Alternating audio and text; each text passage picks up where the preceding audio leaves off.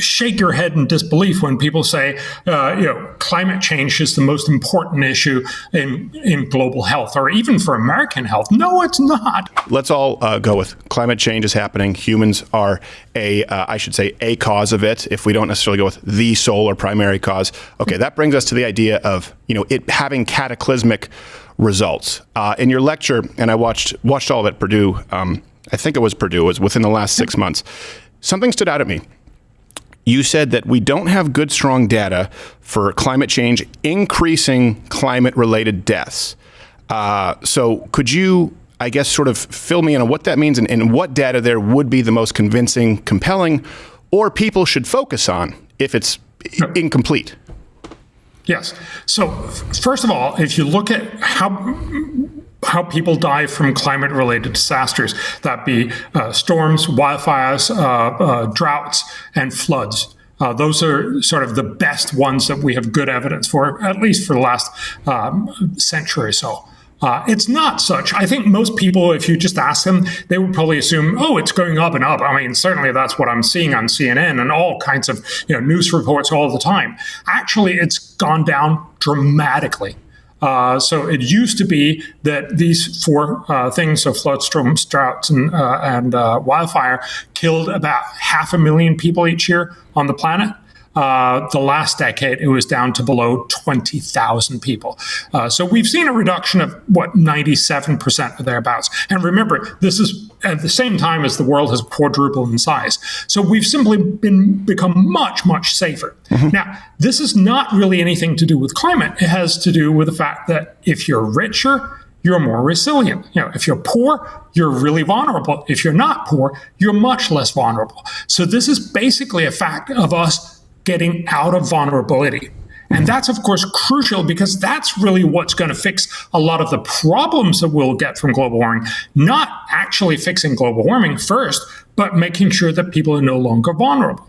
The second indicator that you could look at is heat and cold deaths. So a lot of people love to say, as temperatures rise, you're going to see more heat waves.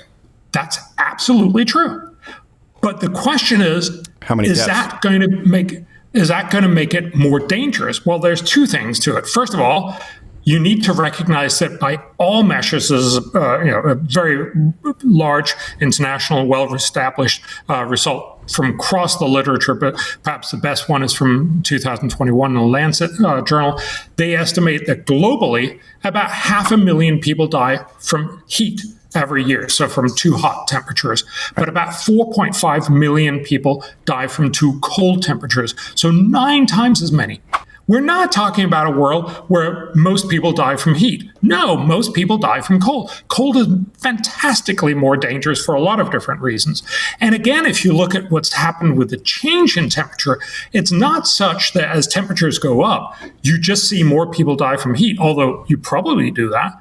You also see fewer people dying from cold, and because many more people die from cold over the last 20 years as temperatures risen, we've actually seen a decline in the total number of people dying from cold and heat, because more people die from heat, but many fewer people are dying from cold each and every year. Jump in there, because we did speak about this not too long ago. Some numbers that were so unbelievable that I had to triple check them here at my own show. We make all of the references publicly available, and to people watching right now, you can follow along with sort of the bibliography. And I was raised in Montreal. It was the first agreement, right? It was Montreal before it was Kyoto, before it was Paris. And now I live in Texas. And so people will now discuss this heat wave in Texas, but I lived through the ice storm in Montreal, where I did have actual, people I knew die. And this brings me to the point that, yes, there are vastly more deaths from cold than heat. And part of that reason, right, is we're more technologically equipped in many ways to deal with what we would see as certainly the extreme heat, these heat waves, than, for example, ice storms, which occur with great regularity. A stat that shocked me was, if you look at the average yearly heat deaths in the United States, it's about 702. Now in Europe, it's about 15,000. This was according to the CDC and WHO. But the US, 90% of Americans have air conditioning, and only 10% in Europe. And if you look at the green policies, they obviously are proposing reducing or outright eliminating air conditioning, which could lead to countless more deaths with heat. And that's my ultimate concern, is these policies being anti-people.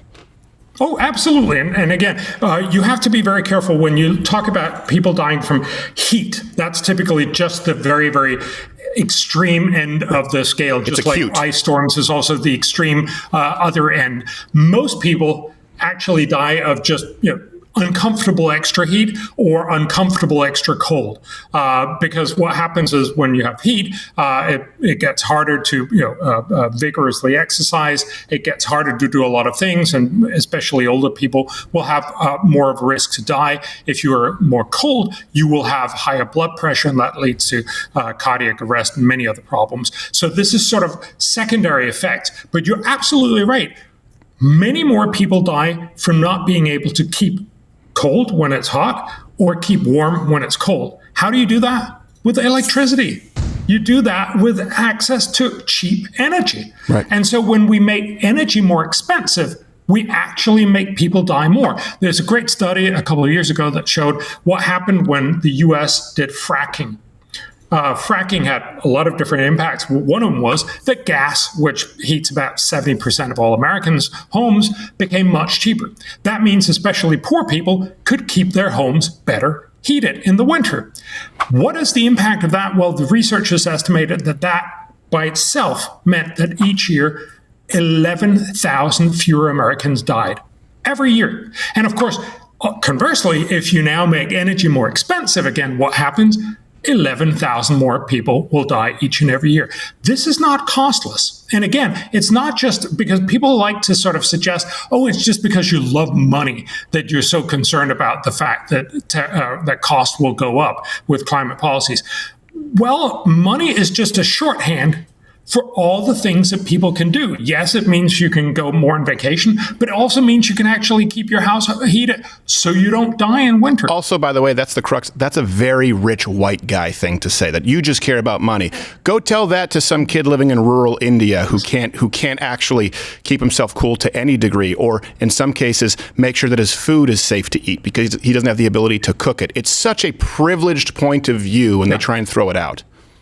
And again, people then think, oh, maybe it's true. You're from Canada, or I'm from Denmark. Maybe they just think cold is a really big thing. But actually, even in India, one of the hottest places on the planet, we estimate cool deaths, so deaths that are below the optimal temperature, are much, much worse. So the estimates, again, is that about 60,000 people in India will die from heat, but more than 600,000 people will die from cold. And so, again, these kids need to be ensured that they don't die, especially when it's much colder, sometimes just a couple of months through the year when it's much colder.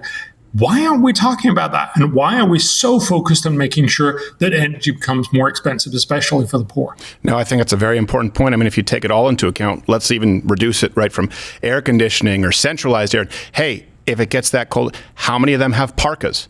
What's required to create a parka? What do you think? The zippers are made of what? Likely some kind of petroleum product, unless you're like Andrew Tate, and it's probably made of solid gold. But the point remains.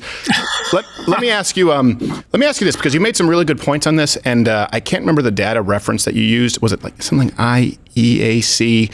I know this was in relation to separating sometimes just carbon dioxide or carbon emissions versus pollution. Because this is something that is surprising to a lot of people. So many people today still die from global pollution. Burden of disease, yes. Oh, that's where. Okay, global burden of disease, yes. They look at what do people die from in all kinds of different ways, and you just got to shake your head in disbelief when people say climate change is the most important issue in global health, or even for American health. No, it's not.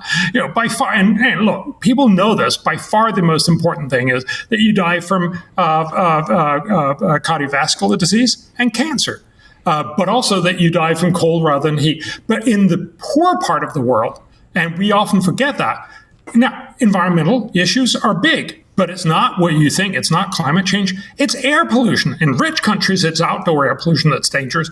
But in most of the poor world, one of the most important issues is indoor air pollution. It's the fact that most people in the developing world cook and keep warm with dirty fuels like dung, cardboard, wood, whatever they can lay their hands on.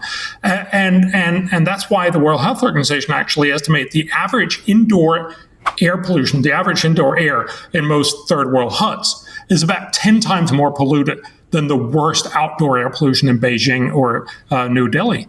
So we have no sense of this. indoor in most developing countries is a little bit like smoking 2 packs of cigarettes each day. Not surprisingly, that's not healthy for you. Watch Louder with Crowder live, Monday through Thursday, 10 a.m. Eastern.